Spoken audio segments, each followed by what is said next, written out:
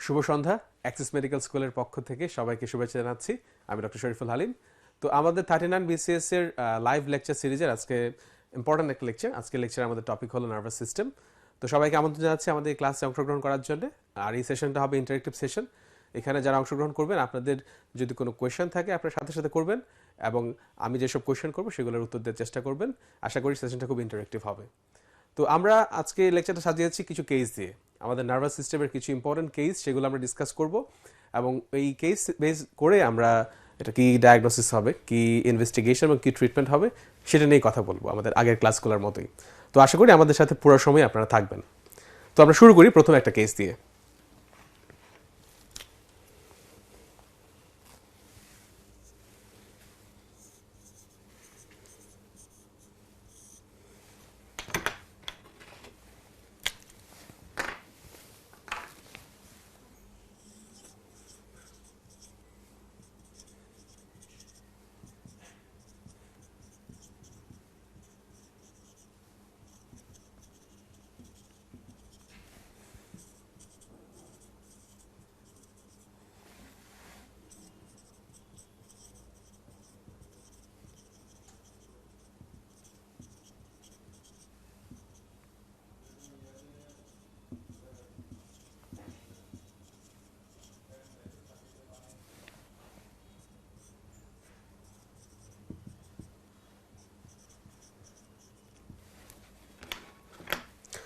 তো আজকে আমাদের প্রথম কেস হলো, আপনারা দেখতে পাচ্ছেন আমাদের বোর্ডে লেখাটা একটু ছোট হচ্ছে, সরি, আমি বলছি আপনারা শুনবেন।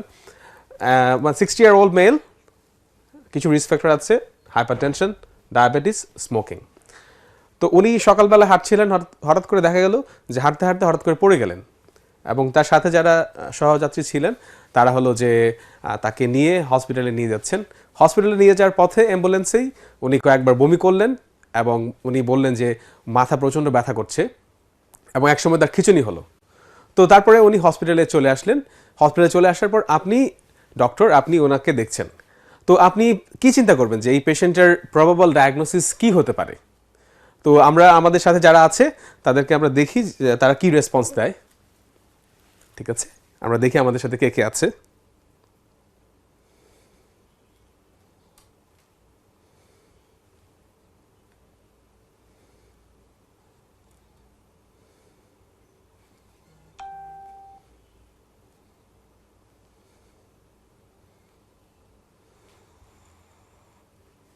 আমাদের সাথে এখন অনেকেই জয়েন করেছে। যারা জয়েন করেছে তাদেরকে ধন্যবাদ। তো আপনারা আমাদের এই পেশেন্টের কি ডায়াগনোসিস হবে সেটা কাইন্ডলি বলেন। আপনাদের রেসপন্সটা আমরা এক্সপেক্ট করছি।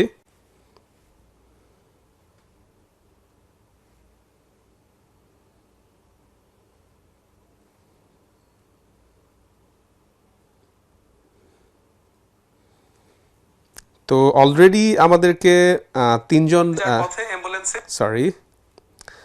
আমাদেরকে রেসপন্স করেছেন। সাদিয়া সূচনা আমাদের সাথে আছেন, ধন্যবাদ। উনি বলছেন রেইজড ইন্টারক্রেনিয়াল প্রেশার। ঠিক আছে, ভালো কথা। তো আমি আর একটু স্পেসিফিক শুনতে যাচ্ছি, তার ইন্টারক্রেনিয়াল প্রেশারটা কেন রেইজড হচ্ছে। ইন্টারক্রেনিয়াল প্রেশারটা কেন রেইজড হচ্ছে সেটা আমরা চিন্তা করবো এখানে এই পেশেন্টের। ঠিক আছে, যেহেতু তার ভমিটিং আছে, যেহেতু তার হাইপারটেনশন আছে, তো এই জন্যে তার কি ডায়াগনোসিসের জন্য এরকম হতে পারে সেটা আমরা চিন্তা করি। রেইজড ইন্টারক্রেনিয়াল প্রেশার বলছেন। ইয়েস, ফাতেমা আয়েশা খুব ভালো বলেছেন যে হেমোরেজিক স্ট্রোক। তো আপনার বানানটা একটু ঠিক করতে হবে, হেমোরেজিক স্ট্রোক। ওকে, ভেরি গুড। তাহলে এটা খুবই একটা ইম্পর্টেন্ট ডায়াগনোসিস। মসিউর মুশা বলছেন সাবঅ্যারাকোনাইড হেমোরেজ। ওকে, এটাও একটা পসিবিলিটিস যে সাবঅ্যারাকোনাইড হেমোরেজ যখন হয় তখনও একটা পেশেন্টের এরকম সাডেন হেডেক হতে পারে, তারপরে ভমিটিং হতে পারে, সিজার হতে পারে। Very good. তাহলে ডক্টর দিন মোহাম্মদ বলছেন হেমোরেজিক স্ট্রোক, সেরেব্রোভাস্কুলার ডিজিজ। ওকে, এটা একটা মোস্ট পসিবল ডায়াগনোসিস।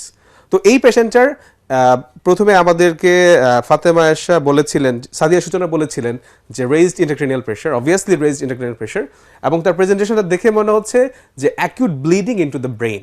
তো আমরা সিম্পলি বলবো যে একটা haemorrhagic manifestation in the brain. এবং এটা কী কী হতে পারে? এটা হতে পারে একটা হেমোরেজিক স্ট্রোক এবং এটা হতে পারে একটা সাবঅ্যারাকোনয়েড হেমোরেজ। তো আমি এটা কীভাবে ডিফারেন্সিয়েট করব?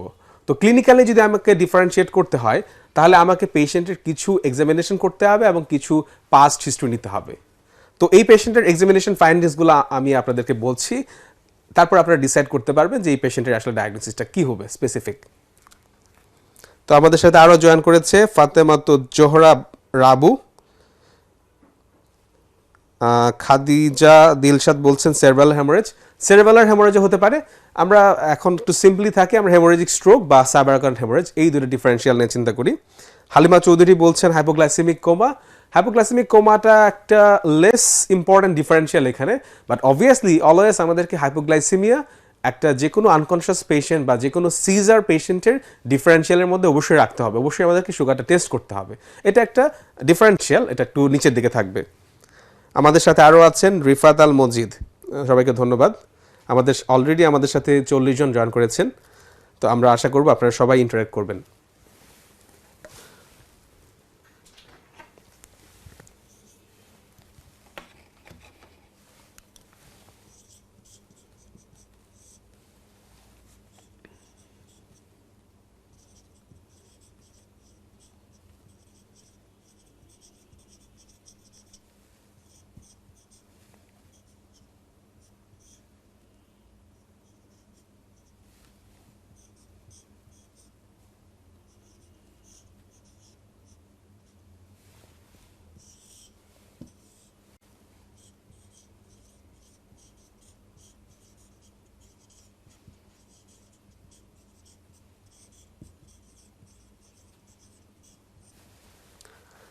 তো আমরা প্রথমে হিস্ট্রিটা বলেছিলাম যে এরকম একটা হিস্ট্রি, এবং আমরা যখন পেশেন্ট আমাদের কাছে আসলেন আমরা তাকে এক্সামিন করলাম, এক্সামিনেশন করে দেখলাম তিনি কনশাস, কিন্তু তার একটা উইকনেস আছে। আমরা দেখলাম যে তার রাইট সাইডের যে লিম্বস আছে, রাইট আপার লিম্ব এবং রাইট লোয়ার লিম্ব, এই লিম্বসগুলোতে উইকনেস আছে, একটা হেমিপ্যারাসিস আছে, এবং তার পাওয়ার আপার লিম্বে 2/5 এবং লোয়ার লিম্বে 2/5। তো এখন আমরা চিন্তা করলাম যে এটা হতে পারে স্ট্রোক, এবং আমাদের ডিফারেন্সিয়ালের মধ্যে সাবঅ্যারাকারেন্ট হ্যামোরেজ ছিল, এটাও একটা স্ট্রোকের টাইপ। তো সাবঅ্যারাকারেন্ট হ্যামোরেজ যখন থাকে তখন আমাদের একটা ইম্পর্টেন্ট ফিচার হলো নেক রিজিডিটি, যে নেক রিজিডিটি থাকতে পারে। তো আমরা দেখলাম যে তার নেক রিজিডিটি অ্যাবসেন্ট। তো এই ক্ষেত্রে আমাদের একটা মোর ইম্পর্টেন্ট ডিফারেন্সিয়াল ডায়াগনোসিস হলো হেমোরেজিক স্ট্রোক, মানে হলো ইন্ট্রাসেরেব্রাল হ্যামোরেজ। তো এই পেশেন্টটা যখন আমাদের কাছে আসে, আমাদের একটা ক্লাসিক পেশেন্ট, এটা মেডিসিন অ্যাডমিশনে সবসময় এরকম একটা বা দুইটা পেশেন্ট আসবেই। তো এরকম একটা পেশেন্ট যদি আসে, আমাদের এই ডিফারেন্সিয়ালগুলোকে ডিফারেন্সিয়েট করার জন্য what is the most important test, আমরা সবার আগে কোন টেস্টটা পেশেন্টকে অ্যাডভাইস করব। তো আমি এটা এখন বলছি না, এটা আমি আপনাদের কাছ থেকে এক্সপেক্ট করি আপনারা বলবেন যে সবার আগে বেস্ট ফার্স্ট টেস্ট কোনটা, সবার আগে আমি কোন টেস্ট করব।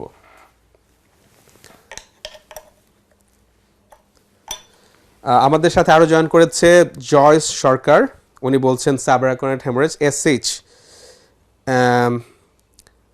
আমাদের সাথে আরও জয়েন করেছেন SM আরিফুল ইসলাম ফাহিম। ওকে, ভেরি গুড। মসিউর মুশা আমাদেরকে খুব ভালো একটা আনসার দিয়েছেন যে আমি সবার আগে একটা সিটি স্ক্যান অফ ব্রেন করব। তো যখনই আমরা হেমোরেজ চিন্তা করি, ব্রেন হেমোরেজ, সবার আগে আমাকে অবশ্যই সিটি স্ক্যান অফ ব্রেন করতে হবে, কারণ হেমোরেজটা যখনই ব্রেনে হয়ে যায় সাথে সাথে কিন্তু সেটা সিটি স্ক্যানে ধরা পড়ে। তো আমাকে অবশ্যই সিটি স্ক্যান করতে হবে। এখন ইসকেমিক স্ট্রোক আমাকে মানে দেখা যায় সিটি স্ক্যান যদি করি নাও ধরা পড়তে পারে, কিন্তু যখনই স্ট্রোকের একটা পেশেন্ট আসে আমাকে সবার আগে এক্সক্লুড করতে হবে যে তার ব্রেনে কোনো ব্লিডিং আছে কিনা, কারণ যদি ব্রেনে কোনো ব্লিডিং থাকে তখন তার ম্যানেজমেন্ট একরকম হবে, আর যদি কোনো ব্লিডিং না থাকে, আদার কোনো ডিসঅর্ডার থাকে, তখন তার ম্যানেজমেন্টটা আরেক রকম হবে। সো অবভিয়াসলি সবার আগে আমি immediate CT scan of brain করব। তো সিটি স্ক্যান আরও অনেকে আনসার করেছে, ফাতেমা এশা, হালিমা চৌধুরী, সাদিয়া সূচনা, সাবরিনা রহমান এবং মামুন আল রাজীব, সবাইকে ধন্যবাদ, সবাই খুব ভালো আনসার করছেন।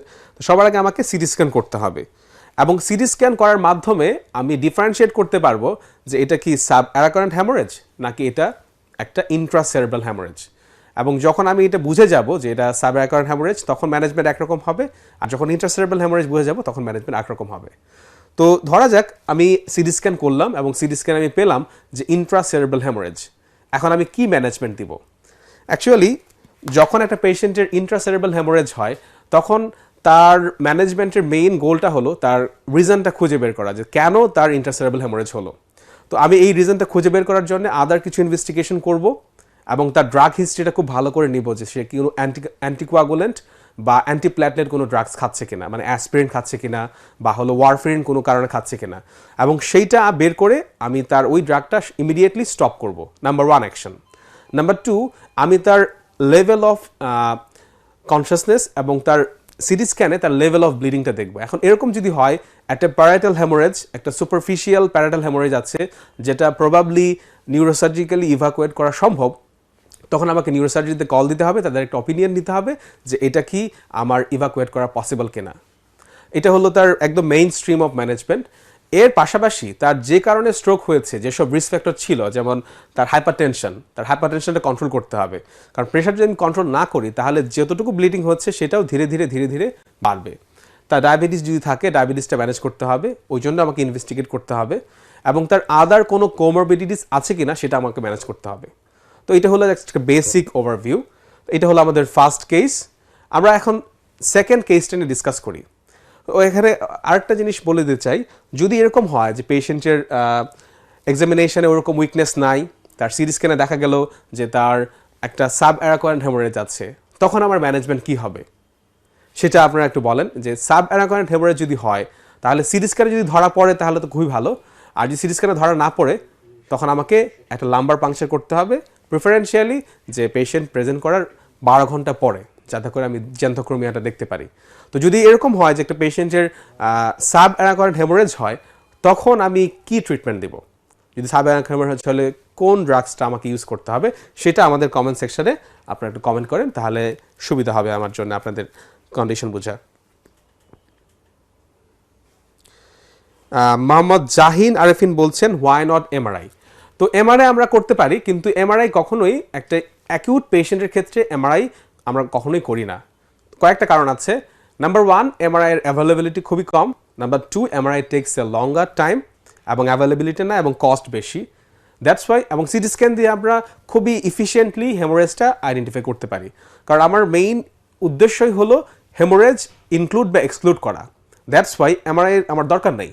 এমআরআই করে আমার কোনো এক্সট্রা বেনিফিট পাবো না। হ্যাঁ, এটা হতে পারে যে এমআরআই করে আমি ইসকেমিক স্ট্রোকটা ডায়াগনোসিস করতে পারি, কিন্তু ইসকেমিক স্ট্রোক ইমিডিয়েট আমরা ডায়াগনোসিস না করার চেয়ে আমার হেমোরেজিক স্ট্রোকটা এক্সক্লুড করাটা মোর ইম্পর্টেন্ট। ওকে, তো মশিউর মুশা বলছেন আইভি ম্যানেটল। অবশ্যই আমরা আইভি ম্যানেটল দিতে পারি, আমরা যে কোনো হেমোরেজিক স্ট্রোকের পেশেন্টের আইভি ম্যানেটল আমরা দিতে পারি, এটা আমাদের কমন প্র্যাকটিস, আইভি ম্যানেটল এবং স্টেরয়েড দেওয়া। কিন্তু এইটার এফিকেসি নিয়ে একটা বেশ কন্ট্রোভার্সি আছে, তো আমি এটা দিতে পারি, no problem. Doctor Din Mohammad বলছেন যে যদি কোনো সাবঅ্যারাকোয়ারেন্ট হেমোরেজের পেশেন্ট আসে তাহলে আমাকে কি ট্রিটমেন্ট দিতে হবে, আমাকে অবশ্যই নিমোডিপিন দিতে হবে। Very good. কারণ নিমোডিপিন দেওয়ার মেইন উদ্দেশ্যটা হলো যখনই সাবঅ্যারাকোয়ারেন্ট হেমোরেজ হয়, এই হেমোরেজের আশপাশে যে ভেসেলসগুলো আছে সেই ভেসেলসগুলোতে ভেসো কনস্ট্রিকশন হয়, এবং ভেসো কনস্ট্রিকশন হওয়ার কারণে তার সেকেন্ডারি একটা ইস্কেমিয়া হওয়ার রিস্ক থাকে। সো যখনই আমার এরকম ভেসো কনস্ট্রিকশন হওয়ার রিস্ক থাকে, তখনই আমাকে এমন একটা ড্রাগস দিতে হবে যে ড্রাগসটা ভেসোডাইলেট করে, এবং সেরেব্রাল ভেসেলে ভেসোডাইলেট করার জন্য একটা ইম্পর্টেন্ট ড্রাগস হলো যে নিমোডিপিন। সো আমরা নিমোডিপিনটা দিব, এবং নিমোডিপিন দেওয়ার মাধ্যমে আমরা পেশেন্টের সেকেন্ডারি ভেসো কনস্ট্রিকশন এবং ইস্কেমিয়াটা প্রিভেন্ট করব। এছাড়া আমরা আরেকটা ড্রাগস দিতে পারি, যেহেতু সাবঅ্যারাকোয়ারেন্ট হেমোরেজ বা হেমোরেজিক স্ট্রোক একটা সিজার রিস্ক বাড়ায়, যে কোনো সময় কনভালশন হতে পারে, আমরা প্রোফাইলেকটিক্যালি একটা অ্যান্টি কনভালশন ড্রাগস দিয়ে রাখতে পারি যাতে করে তার সিজার বা কনভালশন না হয়। এটাই জাস্ট একটা বেসিক ম্যানেজমেন্ট। আদারওয়াইজ পেশেন্টের যে কোনো একটা স্ট্রোক পেশেন্টের যেসব ম্যানেজমেন্ট আছে সেগুলো আমরা তো দিবই। তো এটা হলো আমাদের প্রথম কেস। আমরা দেরি না করে আমাদের সেকেন্ড কেসটা নিয়ে ডিসকাস করি, তাহলে আমাদের জন্য সুবিধা হবে। আমাদেরকে আরও একজন আনসার করেছে, সাবরিনা রহমান, নিমোডিপিন কারেক্ট আনসার। যখনই সাবঅ্যারাকোয়ারেন্ট হেমোরেজ হবে আমরা নিমোডিপিন দিব।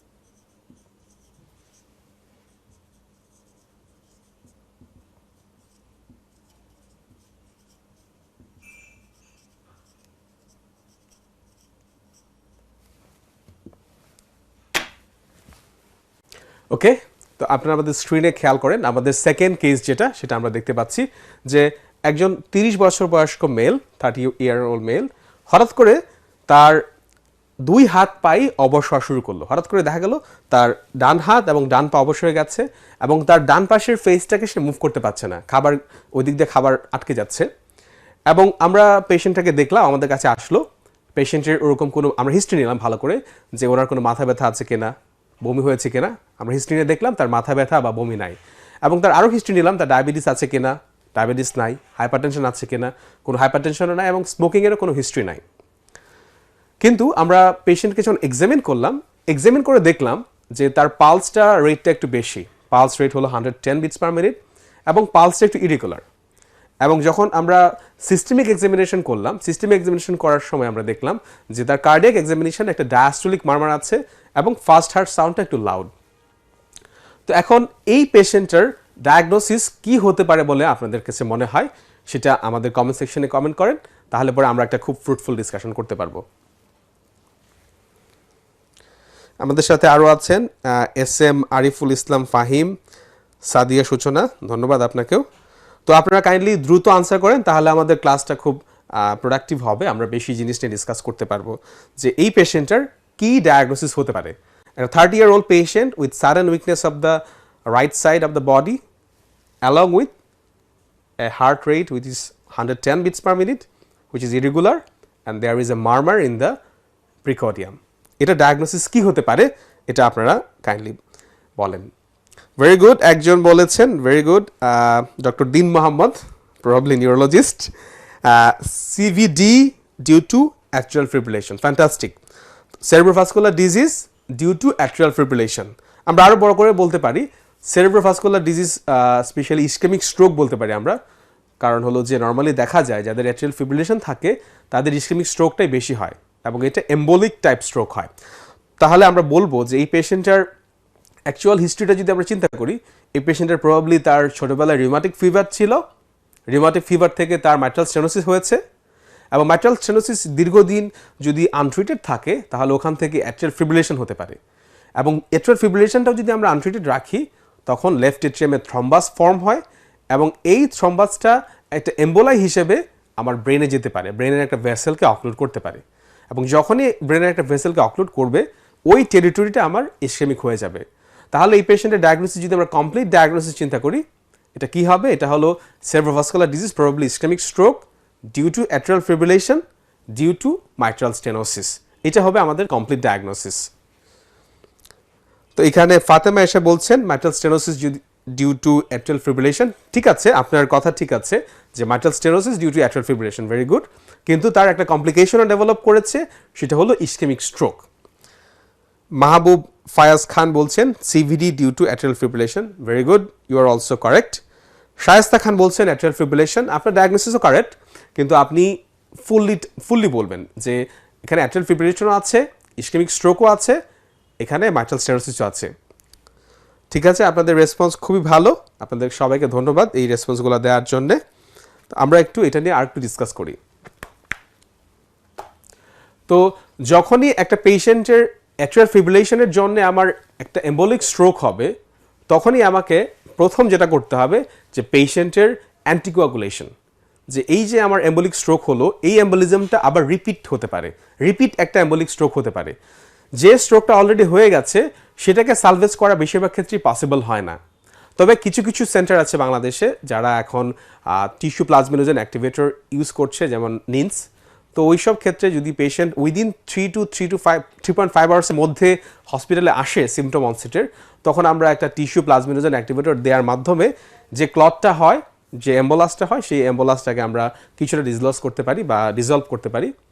আর বাইরের দেশে দেখা যায় যে ওরা একটা আর্টারি মানে দেখা যায় এনজিওগ্রাম করতে পারে, সিটি এনজিওগ্রামের মতো, মানে এনজিওগ্রাম করে একটা, এবং এই এনজিওগ্রামের মাধ্যমে আমরা যেরকম করোনারি আর্টারিতে আমরা থ্রম্বাস বা থ্রম্বেক্টমি করতে পারি, সেরকম আমরা ব্রেনের যে ভেসেল আছে, মানে নিউরোলজিক্যাল যে সাপ্লাই আছে, মানে cerebral arteries like internal carotid artery দিয়ে তারপরে মিডল সেরেব্রাল আর্টারি, ওই আর্টারিগুলোতে গিয়ে আমরা অ্যাম্বুলেক্টমি করতে পারি, আমরা অ্যাম্বুলাসটাকে নিয়ে আসতে পারি। বাট এটা এখনও আমাদের দেশে খুব ডেভেলপড হয় নাই, আশা করি হবে, আপনাদের কেউই করবেন। আর এই পেশেন্টের ক্ষেত্রে আমাদের মেইন স্টে অফ ট্রিটমেন্ট হবে যে অ্যান্টিকোয়াগুলেশন। আমাকে অবশ্যই অ্যান্টিকোয়াগুলেশন করতে হবে। যে আমরা যদি এরকম হয় আমরা চ্যাট স্কোর আমাদের এখানে করার দরকার নাই, কারণ এখানে মাইট্রাল স্টেনোসিস আছে। সো এইখানে আমার বেস্ট অ্যান্টিকোয়াগুলেশন হবে ওয়ারফেরিন। এখন যদি এরকম হয় যে ওয়ারফেরিনে কোনো একটা মানে কন্ট্রাইন্ডিকেশনস আছে, দেখা গেল পেশেন্টের একটা ব্লিডিং ডিসঅর্ডার আছে, ওই ক্ষেত্রে আমরা অ্যাসপিরিন ইউজ করতে পারি। কিন্তু এই ক্ষেত্রে এই পেশেন্টের ক্ষেত্রে যদি কোনো কন্ট্রাইন্ডিকেশন না থাকে, আমার বেস্ট ড্রাগ হলো ওয়ারফেরিন। আমি ওয়ারফেরিন ইউজ করব এবং এখানে আমার আয়নাটা রাখতে হবে অ্যাটলিস্ট 2 থেকে 3, যাতে করে তার আর কোনো এপিসোড না হয়। আর অবশ্যই একটা ইকোকার্ডিওগ্রাম এবং ইসিজি করতে হবে, করে লোকালাইজেশন করতে হবে এবং মাইট্রাল স্টেনোসিসের লেভেলটা কতটুকু সেটা আমাকে জাজ করতে হবে। এবং যদি পসিবল হয় আমাকে ভালভুলোপ্লাস্টি করে ফেলতে হবে, যাতে করে আমার এই প্রবলেমটা আর রিকারেন্ট না হয়। তো এইটি হলো আমাদের সেকেন্ড কেস। তো আমরা আমাদের থার্ড কেসে চলে যাব এখন। আমরা এই কেসটাকে শেষ করে দিই।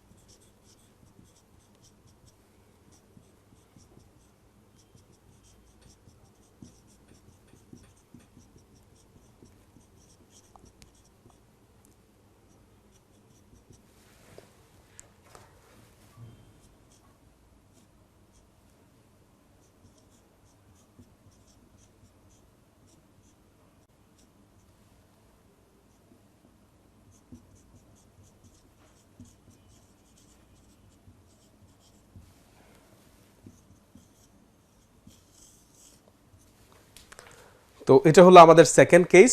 আমরা এখানে একটা 20 ইয়ার্স মেল দেখতে পাচ্ছি, যার জ্বর হয়েছে এবং জ্বরের সাথে তার মাথা ব্যথা আছে এবং তার গায়ের মধ্যে পারপিউরিক র্যাশ দেখা যাচ্ছে, বিভিন্ন জায়গায় পারপোরা দেখা যাচ্ছে। এবং আমরা তার ব্লাড প্রেশার মেজার করে দেখলাম যে তার ব্লাড প্রেশারটা অনেক লো। এখন এই পেশেন্টের আমরা যদি একটু ব্যাকগ্রাউন্ড হিস্ট্রি দেই, ব্যাকগ্রাউন্ড হিস্ট্রিতে আমরা দেখলাম যে সে একজন স্টুডেন্ট এবং সে একটা ডরমিটরিতে থাকে। তো এই পেশেন্টের একটা প্রভিশনাল ডায়াগনোসিস কি হতে পারে বলে আপনাদেরকে মনে হয়, সেটা আমাদের কমেন্ট সেকশনে আপনারা কমেন্ট করেন, দেখি এটা আপনারা কি বলেন।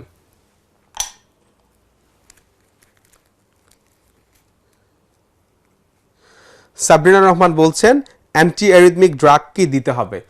তো এখানে অবশ্যই অ্যান্টি অ্যারিথমিক ড্রাগস দেওয়া উচিত। যে অ্যাট্রিয়াল ফিব্রিলেশন যখনই থাকে তখনই আমরা প্রথমে রেট কন্ট্রোল করি, রেট কন্ট্রোল করার জন্য আমরা বিটা ব্লকার্স দেই। এবং আলটিমেট ম্যানেজমেন্ট হলো যে পেশেন্টের যে কারণে অ্যাট্রিয়াল ফিব্রিলেশন হয়েছে সেটা আমাকে সলভ করতে হবে, মানে মাইট্রাল স্টেনোসিসটাকে আমাকে অবশ্যই ট্রিট করতে হবে। এবং যদি পসিবল হয় আমরা ভালভুলোপ্লাস্টি করব, আর যদি পেশেন্টের মাইট্রাল স্টেনোসিস খুব সিভিয়ার হয় আমাকে মাইট্রাল ভালভ রিপ্লেস করতে হবে। আর অ্যাট্রিয়াল ফিব্রিলেশনের জন্য অবশ্যই আমাকে একটা রেট কন্ট্রোল ড্রাগ দিতে হবে। স্পেশালি আমরা বিটা ব্লকারটা কমনলি ইউজ করি, আর যদি বিটা ব্লকারের কোনো কন্ট্রাইন্ডিকেশন থাকে আমরা ক্যালসিয়াম চ্যানেল ব্লকার ইউজ করতে পারি, এবং কিছু ক্ষেত্রে আমরা ডিগক্সিন ইউজ করতে পারি। মামুন আল রাজীব বলছেন meningitis, very good. Mohammad N Sakib বলছেন meningitis, very good. Fatema Asha বলছেন ডেঙ্গু ডিএইচএফ। সাবরিনা রহমান বলছেন meningococcal meningitis, very good. Fatema Asha, আপনার যে ডায়াগনোসিসটা ডিএইচএফ, অবভিয়াসলি এখানে ডিএইচএফ হতে পারে। There is a high possibility of DHF. DHF একটা ডিফারেন্সিয়াল ডায়াগনোসিস। তবে আমরা যেহেতু নিউরোলজি ডিসকাস করছি, তো আমাদের প্লাস হলো যে পেশেন্টের কিছু ক্লাসিক ফিচার আছে যেগুলো আরেকটা ডিজিজের সাথে মিলে যায়, সেটা হলো মেনিঙ্গোকক্কাল মেনিনজাইটিস। এবং এই ডায়াগনোসিসটা মোহাম্মদ সালাউদ্দিন করেছেন, সোহান রহমান করেছেন, সাদিয়া সূচনা করেছেন, হালিমা চৌধুরী, মানে অনেকেই করছেন, ভেরি গুড। এবং মেনিঙ্গোকক্কাল মেনিনজাইটিস হওয়ার পরে তার অ্যাকচুয়ালি সেপ্টিসেমিয়ার দিকে যাচ্ছে, যেহেতু তার হাইপোটেনশন ডেভেলপ করে গেছে। তাহলে এই পেশেন্টটা মেনিঙ্গোকক্কাল মেনিনজাইটিস হয়ে সেপ্টিসেমিয়ার দিকে যাচ্ছে। তো এখানে আমরা কেন বললাম যে মেনিঙ্গোকক্কাল মেনিনজাইটিস, এখানে কিছু ইম্পর্টেন্ট পয়েন্ট আছে। প্রথম হলো যে পেশেন্টটা একটা young patient. Meningococcal meningitis normally young, যারা ডরমিটরিতে বাস করে, মানে খুব ক্রাউডেড এনভায়রনমেন্টে বাস করে, ওদের বেশি হয়।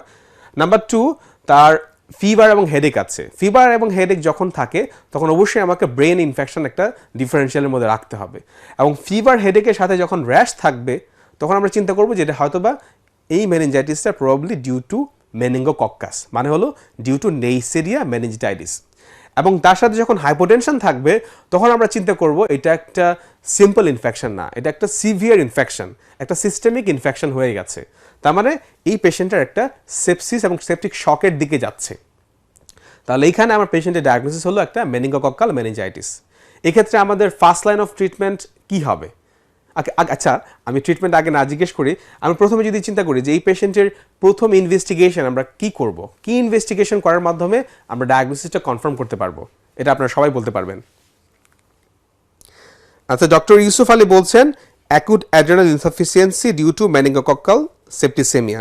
আচ্ছা, এটাও একটা ডিফারেন্সিয়াল যে যখনই মেনিঙ্গোকক্কাল সেপ্টিসেমিয়া হয় তখন কিন্তু আমার অ্যাড্রেনাল ইনসাফিসিয়েন্সি হতে পারে, কারণ অনেক সময় দেখা যায় যে অ্যাকিউট অ্যাড্রেনাল হেমোরেজ হয়, এবং অ্যাড্রেনাল হেমোরেজ যদি হয় তাহলে অ্যাকুট অ্যাড্রেনাল ক্রাইসিস হবে, সেটাকে বলা হয় ওয়াটার হাউস ফ্রেডরিকসন সিনড্রোম। এক্ষেত্রে পেশেন্টের শুধু যে হাইপোটেনশন থাকবে তা না, পেশেন্ট একদম সিভিয়ার শকে চলে যাবে, এবং এই সিভিয়ার শক থেকে আসলে বেশিরভাগ ক্ষেত্রেই পেশেন্টদেরকে বাঁচানো সম্ভব হয় না, পেশেন্টগুলো বেশিরভাগ ক্ষেত্রেই মারা যায়। সো যখনই আমার মেনিঙ্গোকক্কাল মেনিনজাইটিস হয় সেটার একটা কমপ্লিকেশন হলো bleeding into the adrenal glands, এবং যখন বাইল্যাটারাল ব্লিডিং হবে তখন অ্যাকিউট অ্যাড্রেনাল ক্রাইসিস হবে, এবং অ্যাড্রেনাল ক্রাইসিস হওয়ার জন্য পেশেন্টটা প্রবাবলি মারা যাবে। এটা একটা অবশ্যই একটা ডিফারেন্সিয়াল ডায়াগনোসিস। তো বাকি সবাই বলছেন খুব ভালো যে আমরা এই পেশেন্টের ডায়াগনোসিস করার জন্য বা যে কোনো মেনিনজাইটিস পেশেন্ট বা এনকাফালাইটিস পেশেন্ট ডায়াগনোসিস করার জন্য মেইন স্টে অফ ইনভেস্টিগেশন হলো আমাকে লাম্বার পাংচার করে সিএসএফ স্টাডি করতে হবে। এবং সিএসএফ আমরা কি স্টাডি করব? আমরা এখানে বায়োকেমিক্যাল, মাইক্রোবায়োলজিক্যাল এবং সাইটোকেমিক্যাল সাইটোলজি করব। তার পাশাপাশি আমাকে অবশ্যই গ্রাম স্টেন করে এবং কালচার সেন্সিটিভিটি করতে হবে। এই ইনভেস্টিগেশনগুলো এসেনশিয়াল।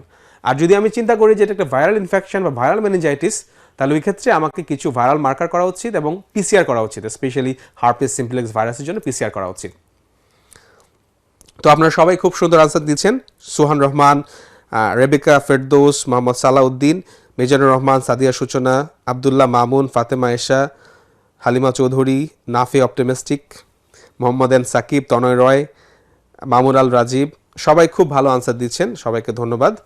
তো আমরা এই কেসটা থেকে আমরা একটু আগাই যে এই পেশেন্টে যখন আমরা ট্রিটমেন্ট করতে যাব, what is the first line of management, আমাদেরকে প্রথম কোন ড্রাগসটা ইউজ করা উচিত, এখানে ফার্স্ট লাইন ট্রিটমেন্ট কোনটা, কোন অ্যান্টিবায়োটিকটা আমাকে ইউজ করতে হবে, আপনারা কাইন্ডলি বলেন। নাফি অপটিমিস্টিক বলছেন ম্যালিগনেন্ট সেল দেখতে হবে কিনা। অ্যাকিউট প্রেজেন্টেশনে আমরা ম্যালিগনেন্ট সেল আমরা না দেখলেও পারি, এটা স্পেশালি যাদের ব্রেন টিউমার সন্দেহ করে ওই ক্ষেত্রে ম্যালিগনেন্ট সেল দেখা যায়। Normally CSF is not a ideal fluid for seeing malignant cell. আমরা ম্যালিগনেন্ট সেল বেশি দেখি প্লুরাল ফ্লুইড বা হলো অ্যাসাইডিক ফ্লুইডে, ম্যালিগনেন্ট সেল দেখা ওখানে বেশি ইম্পর্টেন্ট। সিএসএফ ম্যালিগনেন্ট সেল আমরা দেখতে পারি কখন, স্পেশালি যখন কারো অ্যাকিউট লিম্ফোব্লাস্টিক লিউকিমিয়া থাকে, ওই ক্ষেত্রে হয়তো আমরা সিএসএফ স্টাডি করে দেখতে পারি যে এখানে ম্যালিগনেন্ট লিম্ফোসাইটস বা লিম্ফোব্লাস্ট যেগুলোকে বলা হয় লিম্ফোব্লাস্ট আছে কিনা, ওই ক্ষেত্রে এটার একটা ভ্যালু আছে। তবে এই পেশেন্টের ক্ষেত্রে আমার মনে হয় না যে ম্যালিগনেন্ট সেল দেখার কোনো ভ্যালু আছে। ডক্টর দিন মোহাম্মদ বলছেন benzyl penicillin, correct answer, very good. যে যখনই মেনিঙ্গোকক্কাল মেনিনজাইটিস হবে আমাদের ফার্স্ট লাইন ড্রাগ হলো বেনজেল পেনিসিলিন দেওয়া, অ্যাটলিস্ট 5 to 7 days আমরা 2 গ্রাম আইভি করে দিব। Very good, fantastic. আমাদেরকে আরও বলছেন ফাতেমা আশা, ডক্টর ইউসুফ আলী, বেনজেল পেনিসিলিন। মামুন আল রাজীব বলছেন সেফট্রাক্সন প্লাস অ্যামোক্সিসিলিন, আমরা এটাও দিতে পারি, বাট বেস্ট হলো বেনজেল পেনিসিলিন দেওয়া। হালিমা চৌধুরী বলছেন, সাবরিনা রহমানও বলছেন একটা পেনিসিলিন দেবো, ভেরি গুড। আমাদের এখানে মেইন স্টপ ট্রিটমেন্ট হলো পেনিসিলিন। তো আমরা আরেকটা কেস নিয়ে ডিসকাস করি।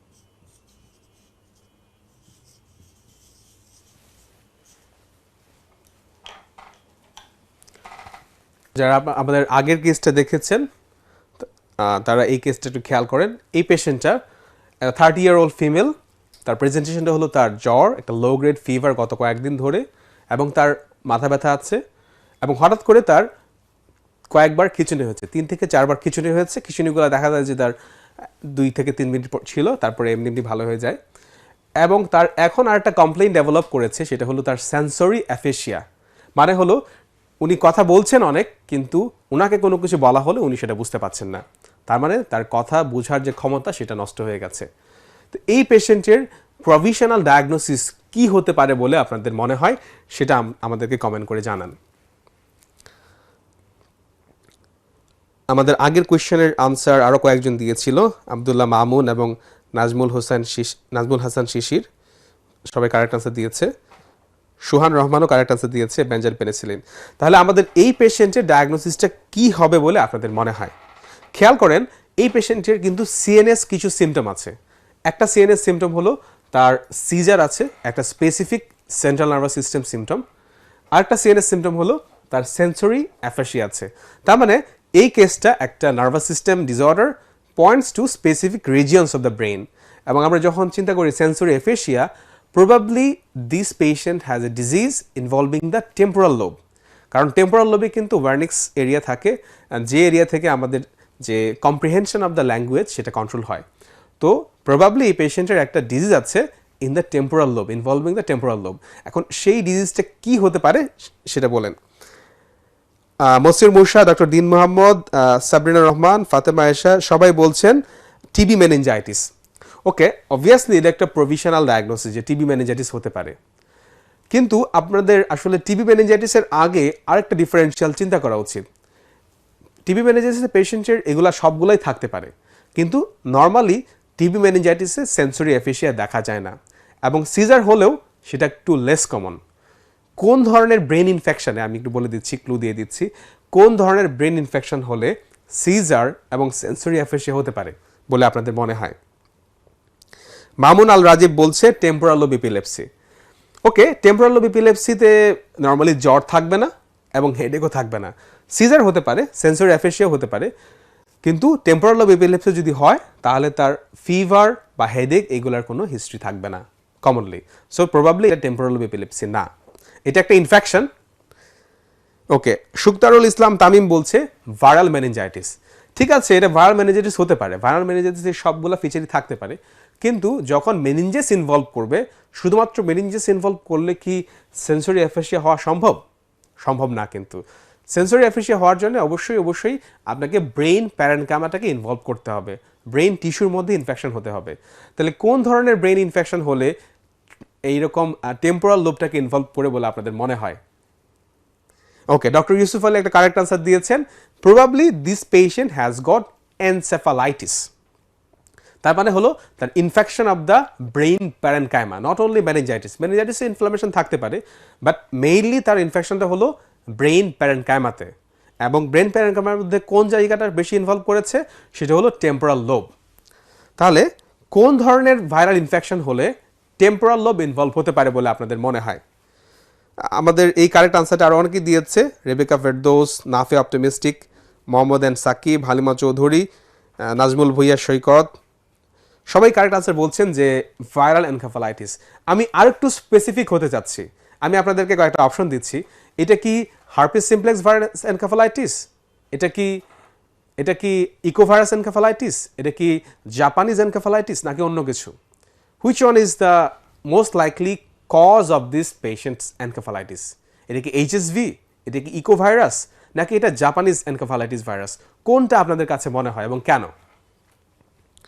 আমাদের আরও কয়েকজন বলছেন, নাজমুল ভুইয়ান সৈকত, খন্দকার এনামুল নাইব শাওন, মেজানুর রহমান, সবাই বলছেন encephalitis. Yes, you are all correct, কিন্তু আমি আরেকটু স্পেসিফিক শুনতে যাচ্ছি যে কোন ভাইরাস হলে, কোন ভাইরাস ইনফেকশন হলে এরকম সেন্সরি অ্যাফেশিয়া হতে পারে, এরকম টেম্পোরাল লোব ইনভলভমেন্ট হয়ে ইভেন ওখানে ব্লিডিং বা হেমোরাইজ হতে পারে, টেম্পোরাল লোবে হেমোরাইজ হতে পারে কোন ভাইরাস ইনফেকশন করলে?